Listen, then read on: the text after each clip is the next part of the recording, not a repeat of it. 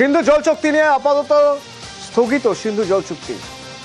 যতক্ষণ না ওপাশ থেকে হিংসা থামানো হবে, এপাশ থেকেও আর এগোনো হবে না।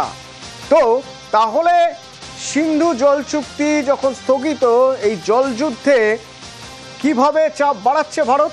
না ঝিলাম আর চেনাবের উপর আরো বাঁধ তৈরি করা হচ্ছে। কোথায় কোথায় বাঁধ তৈরি হলে চাপ বাড়ানো যাবে, উড়ির আরুসা থেকে ঘুরে দেখলেন আমার সহকর্মী নিউজ 18 এর প্রতিনিধি। मैं इस वक्त दलांजा एरिया में हूं। ये श्रीनगर मुजफ्फराबाद रोड है। ये दरियाई जहलिम का पानी यहां से बह रहा है। ये दलांजा गांव है और उसके साथ में उरुसा गांव है। यहां से सिर्फ 3 किलोमीटर दूर है कमान पोस्ट, यानी भारत के एलओसी के साइड से जहलिम यहां से सिर्फ 3 किलोमीटर की दूरी तक जाता है। उसके बाद लाइन ऑफ कंट्रोल के उस पार जाता है, फिर आगे पाकिस्तान के इलाकों में चला जाता है। और ये आप देख सकते हैं किस तरीके के दर्रे हैं।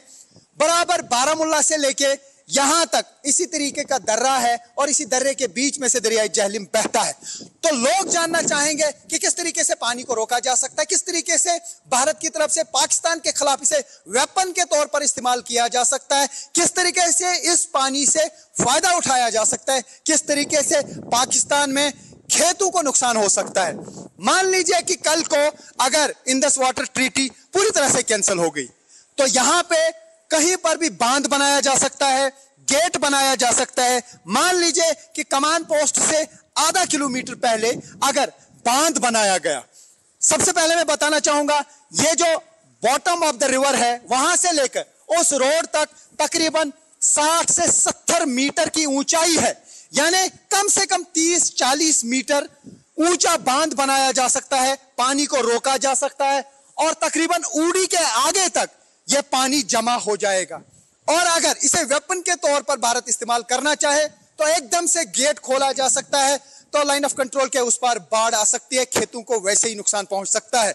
लेकिन अगर इस पानी को, जब पानी का बहाव कम होता है, इस पानी को रोका गया तो कई दिनों तक लाइन ऑफ कंट्रोल के उस पार पानी नहीं जाएगा, खेत सूख सकते हैं और जितने भी बिजली प्रोजेक्ट्स लाइन ऑफ कंट्रोल के उस पार हैं उनमें बिजली की जनरेशन जीरो पे आ जाएगी। यहां पर इस पानी को एक तो वेपन के तौर पर इस्तेमाल किया जा सकता है पाकिस्तान के खिलाफ, और दूसरा यहां पर बिजली की पैदावार बहुत ज्यादा बढ़ सकती है। यही वजह है कि पाकिस्तान की तरफ से लगातार धमकियां दी जा रही हैं, लगातार कहा जा रहा है कि अगर पानी रोका गया तो वो युद्ध करने के लिए भी तैयार हो जाएंगे। यह पानी कभी भी वेपन बन सकता है पाकिस्तान के खिलाफ।